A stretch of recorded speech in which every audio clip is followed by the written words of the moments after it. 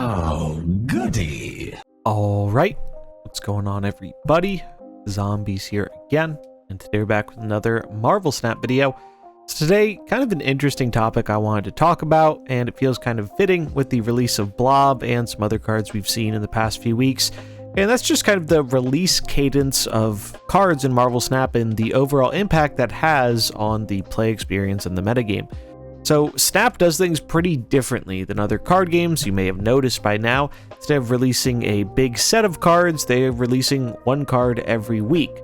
And that has a pretty drastic impact on how things go in the game. As unlike normal card games where you release a lot of cards, people try out a lot of different stuff, Snap, people are generally trying out the same card. They might try out different versions of stuff to do with that card, but you see a lot of mirror matches, you see a lot of people trying to find ways to make use of the same card that other people are using, because that's the hot, new, exciting thing to mess around with that week.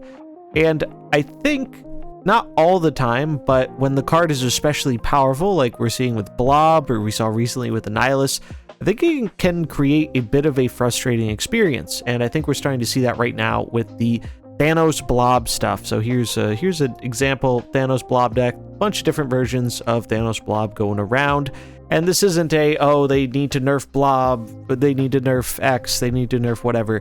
The point is like much larger than any particular deck being too strong in a given metagame.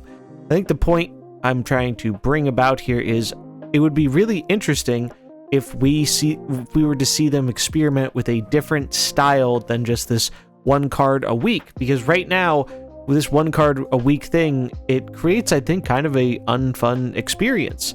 Now, you know, it doesn't last forever. Eventually people move on to the new card, and the amount this happens will vary heavily depending on how sought after the card is, because obviously most players don't have enough resources to get the shiny new thing every week, and oftentimes the shiny new thing isn't always worth getting. So it's not like this is happening every single week, but I do think when it does happen, it gets a little tiring. Blob and Annihilus are the two most recent memories we can have of this. I know on day one of Annihilus, I just put Ghost in all my decks because it was all Annihilus mirrors. So if you flip second and you Annihilus after they Annihilus, you were usually pretty good. Now that didn't work forever because people started playing other decks and it eventually evens out. But I do think the game could benefit a lot from trying out something a little bit different, whether that is just doing a month where they change this philosophy, and let's say they release 4 cards at the start of the month, but they aren't releasing 1 card a week for the rest of the month. Now, because of the Spotlight system, I don't think this is ever going to happen, because this fundamentally messes with how they have set up the Spotlight cash system, as they want people to have something exciting to go for every week when the Spotlights rotate. So the likelihood of this happening, I think, is very small. However, it has happened in the game before. If you were around about a year ago when Series 4 and Series 5 dropped, that is kind of the only time in Marvel Snap's history where we've seen a plethora of cards drop all at the same time, and as such, people couldn't pick up all the cards, people had to try out different things. So, digging through the old YouTube archive, I found my old tier lists of the Pool 4 and Pool 5 cards, and so what, they released 1, 2, 3, 4, 5, 6 Pool 5 cards, as well as 1, 2, 3, 4, 5, 6, 7, 8, 9 Pool 4 cards. So this is that's a lot of cards. That's 15 cards, essentially. And it's kind of funny to look back on some of these cards and see how much they've changed now, particularly some cards like Luke Cage, Thanos, Galactus, and also where their, placing has changed. Some of these cards have gotten a lot better. Some of them got a lot worse. But the main point of bringing this up was that it was a really interesting time to play the game, because very few people got all of these cards. It was just not very feasible. Even if you spent a lot of money on the game, it wasn't very easy to get so many of these cards. And while generally I prefer people having access to all the cards, I do think it created an interesting environment where people really kind of had to test out the 1 or 2 things they ended up getting and going with. And it made it so it didn't feel like things were super homogenized. Now, that doesn't last forever. Give it, a week or 2 weeks, and people are going to hold their resources and realize, oh, hey, She-Hulk and Galactus and Shuri are some of the best cards. I should just buy those instead of experimenting with Absorbing Man or a Tuma, or Orca, who's not on this list because he was bugged and didn't release on time. But I just think it's kind of interesting to look back a bit and remember what that experience was like. And I think that is something that could be good as like a potential addition later down the line, is if you want to keep doing your, weekly card release, sure, but it would be really interesting to experiment with maybe once a year or something, dropping a handful of cards at once and just seeing what that does to the game. Now, do I expect this to happen? No. Somebody asked them a while ago, are they going to do this? And they pretty much said, no, we have no plans to do that at this time. So I don't think it's super likely that this ends up happening anytime in the near future, but I do think that is one common point of like complaint or frustration that people seem to have with the game when, a new popular card release is. It's like you can't even properly evaluate it until, a few days to a week later, once the, new hype has worn off. And I think the main reason for that is people just really want to engage with new content.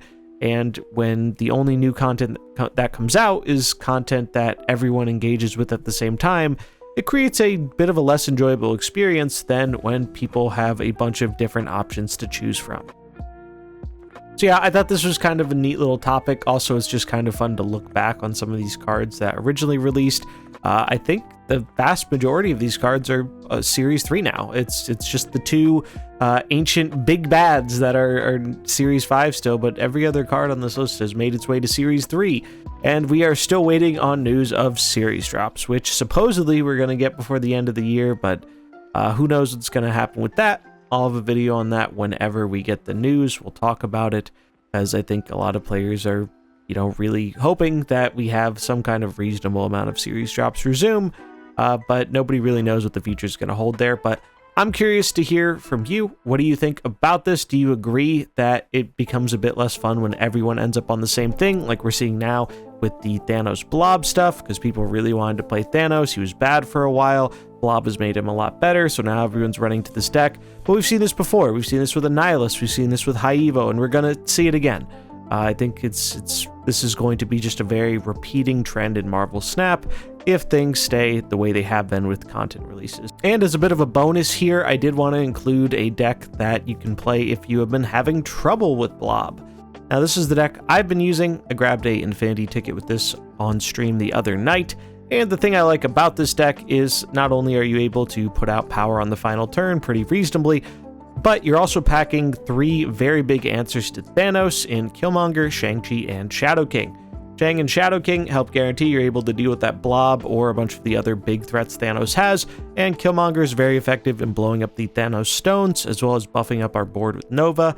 Obviously, you do still have to be a bit careful about Professor X. That is the hardest thing to deal with generally. However, a well-placed Bishop or a surprise Jeff can help you get there versus Professor. If you don't have the cards for this, or you're not the biggest fan of Sarah Control, I don't think you have to play this exact deck, but I would definitely look towards playing a deck that can run the holy trinity of tech cards here versus Thanos in Shadow King, Killmonger, and Shang-Chi. So any deck that can effectively run those cards alongside its regular game plan, I think will do pretty well for you versus all the Thanos blobbers out there. So do you like it? Do you dislike it? I'd love to hear it. That's going to wrap it up for this video. Let me know what you think in the comments below. And if you enjoyed it, remember to like and subscribe, and I'll catch you in the next one. Peace.